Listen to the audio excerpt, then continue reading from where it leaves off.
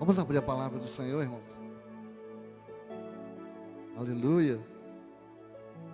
Mateus capítulo 5, no verso 13 ao verso 16. Mas hoje nós celebramos o Dia das Mães. Você já sabe meu posicionamento com relação ao Dia das Mães, Dia dos Pais. Dia de mãe, dia de pai é todo dia. Mas sim, na nossa sociedade nós temos um dia específico para fazer isso, eu acho ótimo. Mas não espera ter um dia específico para você fazer alguma coisa específica para honrar o seu pai ou a sua mãe. Porque a palavra de Deus diz que para nós termos vida longa sobre a face da terra, nós devemos honrar pai e mãe. Então honre seu pai, honre sua mãe todos os dias. E nesses dias específicos, honre mais. Não tem problema nenhum.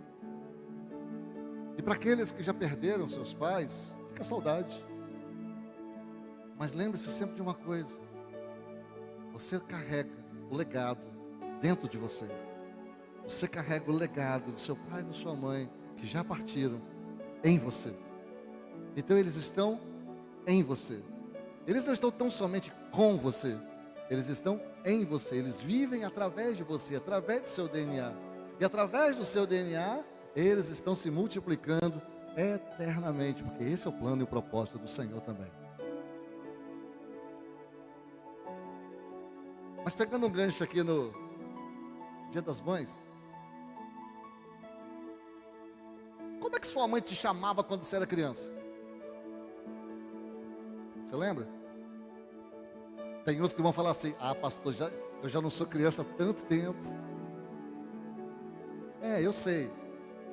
Uns não são crianças há muito tempo, outros não são crianças há menos tempo.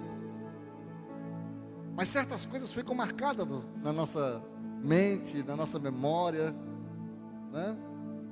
Então, como é que sua mãe te chamava quando você era criança? Você lembra? Ela ainda te chama assim? Quando você encontra com sua mãe ainda te chama do mesmo jeito? No caso do Dedê ainda me chama, por incrível que pareça.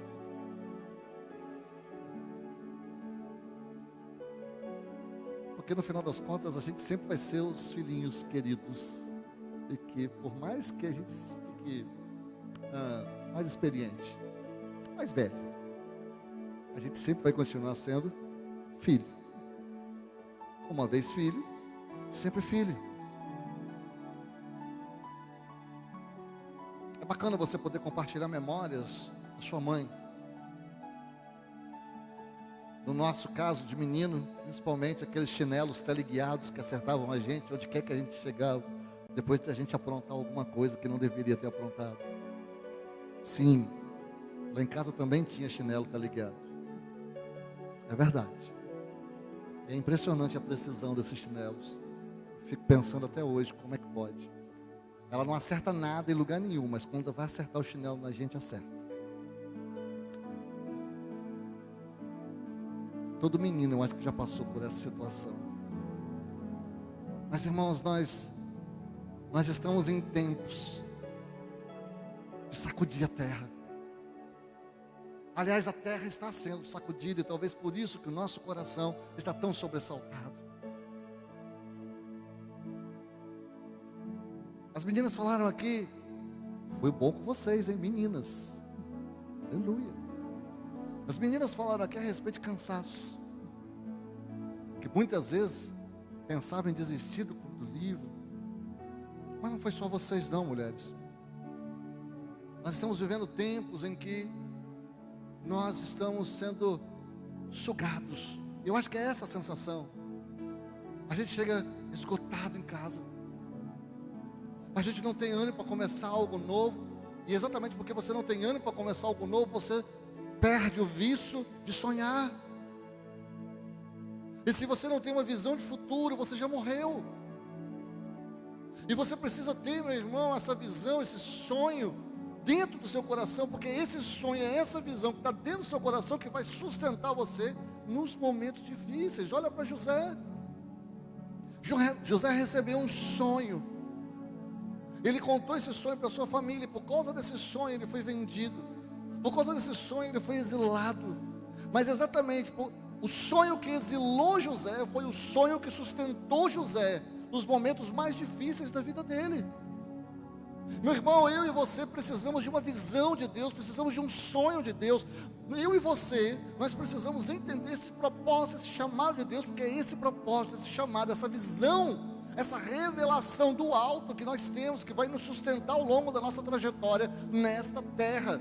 E nesta terra nós teremos aflições, nesta terra nós teremos enfado, nesta terra nós teremos cansaço, nesta terra nós teremos ofensa, e nós precisamos aprender a lidar com tudo isso, se nós quisermos ser mais que vencedores. O Senhor já nos deu, irmão, um mapa chamado Bíblia, a palavra de Deus, e tudo que nós precisamos para prosperar está aqui na palavra. E é por isso que nós precisamos adentrar esse tempo de guerra, esse tempo, irmão, que a terra está sendo sacudida, guerras, rumores de guerra, tantas coisas que eu vejo aí, gente, né, a internet explode com anticristo para cá, sinais para lá e tal, e nós temos igreja do Senhor, revelação de Deus na palavra. Você não precisa ir para o YouTube para ter nada, tem tudo aqui na palavra, mas nós precisamos simplesmente abrir a palavra. Como é que nós não vamos abrir a palavra, irmão? Sabe o que é a palavra? A palavra é a carta de Deus para os seus filhos. A palavra não foi escrita para quem não crê. A palavra, ela foi escrita para os que creem. Agora você imagina, irmão, nós dizemos que amamos a Jesus. Quem ama Jesus aqui diz um amém. Eu amo, você também ama. Nós amamos de fato. Mas o quanto nós amamos ao Senhor Jesus, irmãos? Porque se eu digo que eu amo alguém, eu quero passar tempo com essa pessoa. Eu separo um tempo do meu dia, eu separo um momento do meu dia para estar com essa pessoa. Se essa pessoa me manda um recado, eu vou ler esse recado. Se essa pessoa escreve algo para mim, eu quero ler, eu quero entender, eu quero estar próximo de quem eu amo, porque eu amo. A Bíblia é a carta do Senhor, é a palavra do Senhor, é o coração de Deus revelado para o nosso coração, irmãos. Então, quando nós simplesmente não abrimos a palavra de Deus, nós estamos dizendo assim: Senhor, olha, eu digo que te amo, mas na verdade eu gosto de você. E Deus, Ele está falando para a gente, irmãos, que nós devemos amar, muito mais do que uma mãe ama o seu filho. Porque o Senhor falou que uma mãe, ainda que uma mãe se esqueça do filho que gerou no ventre, o que para mim é impossível, todavia, eu, o Senhor, não me esquecerei de você, porque eu tenho você gravado na palma das minhas mãos. Deus é fiel, irmãos, Deus é poderoso, Deus é maravilhoso, Deus é amoroso, Ele tem o nosso nome escrito na palma da mão dEle. Ele olha para a palma da mão dEle e Ele vê a mim e a você. E é por isso que nós devemos olhar para Ele com esses olhos de amor. Então, nesse tempo, irmãos, em que nós estamos tão necessitados, nós precisamos descobrir a nossa identidade no Senhor. E todas as vezes que eu olho para o Senhor, todas as vezes que eu vejo o Senhor, toda vez que eu recebo uma visão de Deus, Deus, Ele vem falar comigo a respeito daquilo que Ele fala para mim, e quem eu sou. A identidade, irmão, não é aquilo que os outros dizem que eu sou. A identidade em Cristo é aquilo que Cristo diz que eu sou. E todas as vezes que eu olho para o Senhor, todas as vezes que eu recebo de Deus uma revelação do alto, ou uma visão, um sonho, um propósito para prosseguir, no nome dEle, você pode ter certeza absoluta que a revelação do nosso propósito, da nossa identidade vem junto. Deus, Ele faz isso comigo, com você. E aqui, no Sermão da Montanha, irmãos, o Senhor Jesus, Ele está falando assim, Mateus capítulo 5, de 13 a 16, vocês são Vocês são o sal da terra. Mas se o sal perdeu o seu sabor, como restaurá-lo? Não servirá para nada, exceto para ser jogado fora e pisado pelos homens. Vocês são a luz do mundo. Não se pode esconder uma cidade construída sobre um monte. Ninguém acende uma lâmpada e coloca debaixo de uma vasilha. Ao contrário, coloca-o no lugar apropriado, e assim ilumina todos os que estão na casa. E da mesma forma, brilhe a luz de vocês diante dos homens, para que vejam as suas boas obras e glorifiquem a seu Pai que está no céu. Sal da terra, irmão. Luz do mundo. Uau, nós somos o sal da terra, nós somos a luz do mundo, nós temos as respostas, nós temos a cura, nós temos o que esse mundo precisa, nós temos o que a sociedade precisa, nós servos de Deus, nós a igreja do Senhor, irmãos, sabe? E aqui Deus está nos comparando a agentes preservadores de vida. Ei, presta atenção, eu e você, nós somos chamados para sermos agentes celestiais nessa terra, para preservar a vida. Nós não somos daqueles que tiram a vida, nós não somos daqueles que matam, nós somos aqueles que preservam a vida, nós somos aqueles que resgatam da morte, nós somos aqueles, irmãos, que chamam as pessoas que estão perdidas para o reino da eterna luz do Senhor. É isso que nós somos. Essa é uma revelação poderosa daquilo que Deus tem para mim e para você. Nós somos preservadores de vida, irmão. Antigamente, aqui no Brasil, algumas décadas atrás, quando se tinha essa proliferação de tantos equipamentos que conservam, quem já morou na roça aí, os mineiros que falem, mas preservava carne nas latas de banha, preservava carne no sal, salgava tudo. O sal é um agente, irmão, que é usado desde a antiguidade. A luz, lugar sem luz fica cheio de mofo, mau cheiro, escurece, cria fungo, mancha, mofo. A luz, irmãos, é um excelente agente antibacteriano. Então você tem aqui uma gama de qualidades ou qualificações para um elemento. O sal, irmão, tempera, traz alegria. A luz aquece.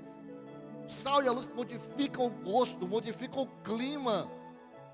Aonde nós chegamos, irmãos, ao plano de Deus é que a gente modifica o gosto, a gente modifica o lugar, a gente modifica o clima do lugar, porque vós sois o sal da terra, vós sois a luz do mundo, vós sois agentes preservadores de vida, vós sois aqueles que preservam a vida que Deus gerou. É isso que nós somos, irmãos. Isso aqui, essa declaração do Senhor, irmãos, Ele está dizendo que nós devemos guardar aquilo de mais precioso que nós recebemos do Pai das luzes, a vida.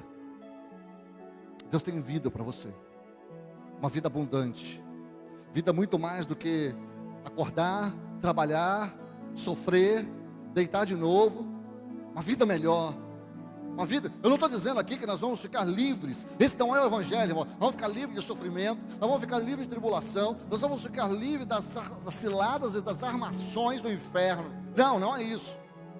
Eu estou dizendo que apesar disso, existe vida. Apesar das armações do inferno, Deus tem algo melhor para você. Apesar de tudo aquilo que Satanás lançar contra nós, Deus tem algo muito mais precioso para mim e para você. É isso que eu estou falando. O nosso Deus, Ele vai nos sustentar, irmãos, em tudo. Uma outra declaração que eu quero trazer para você aqui, irmãos, só que essa declaração, ela traz uma identidade coletiva.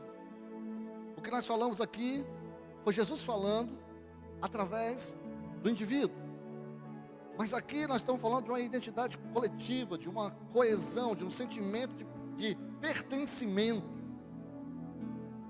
E eu e você, irmão, você não está solto por aí. Você pertence a um lugar. Você pertence a um Senhor.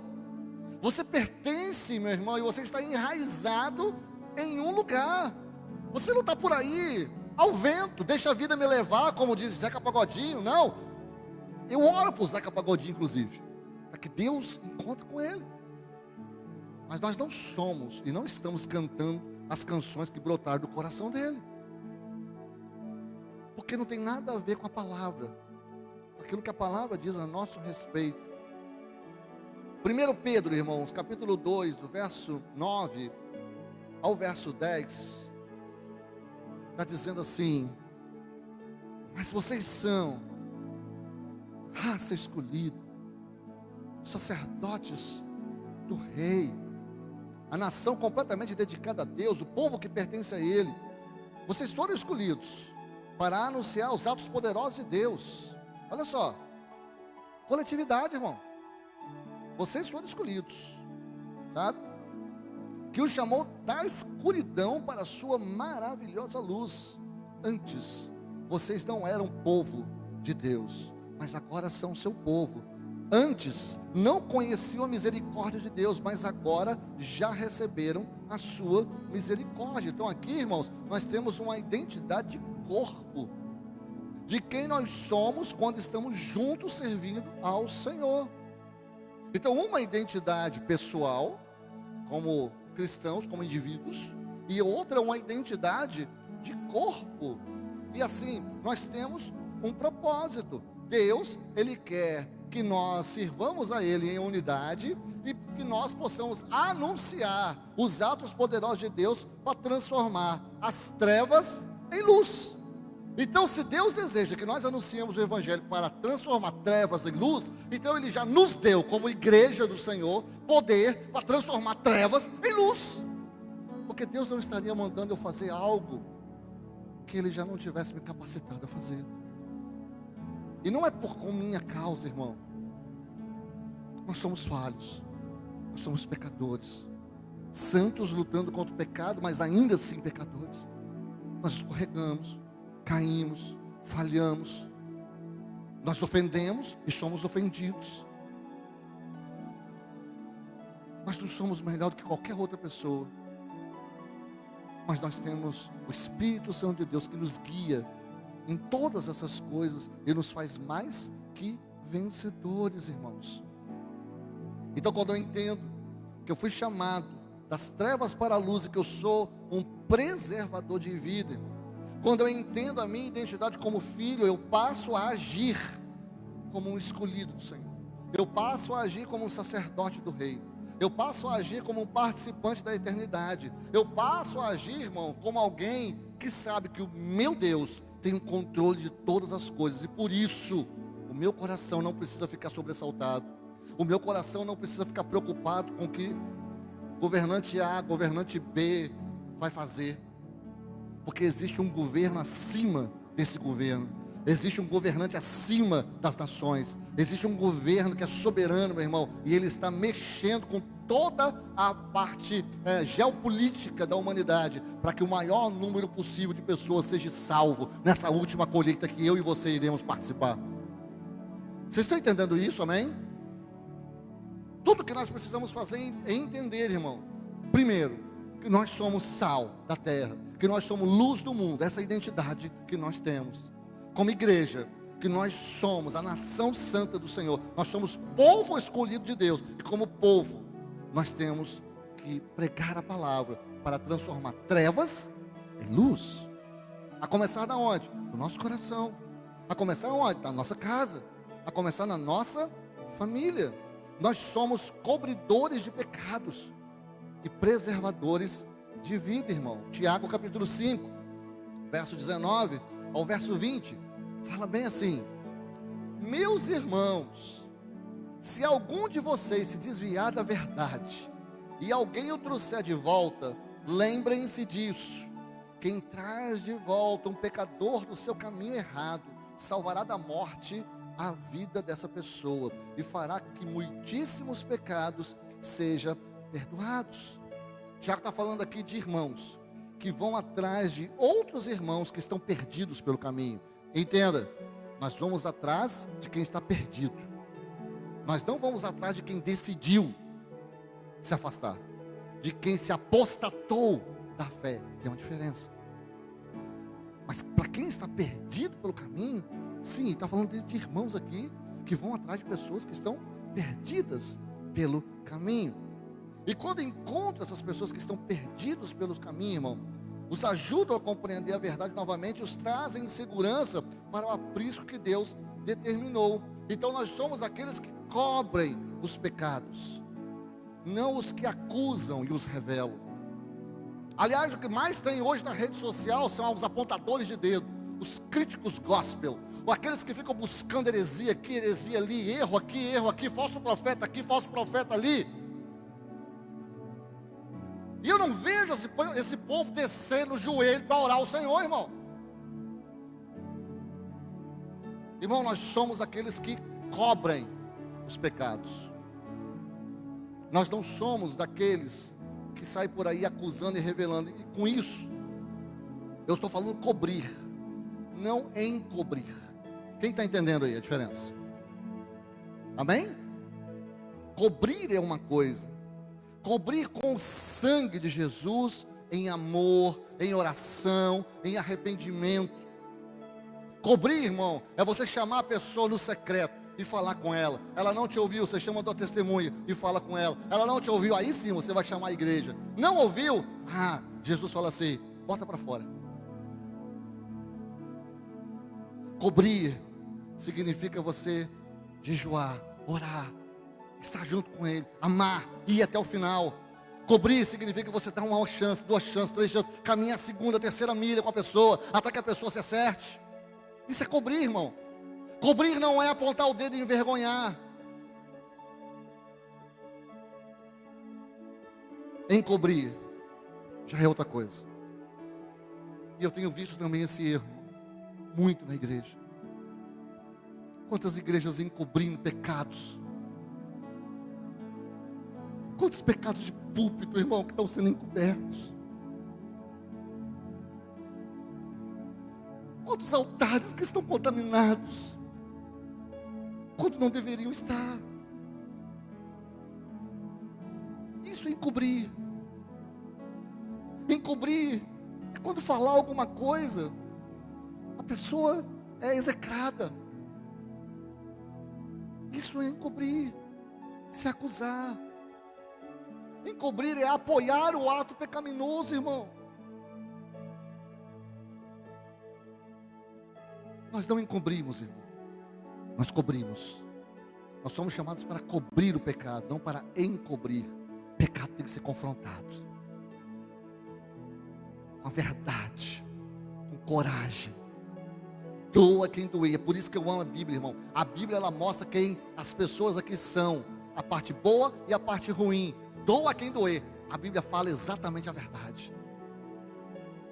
Davi foi o homem segundo, eu gosto sempre de falar isso, Davi foi o homem segundo o coração de Deus, irmãos.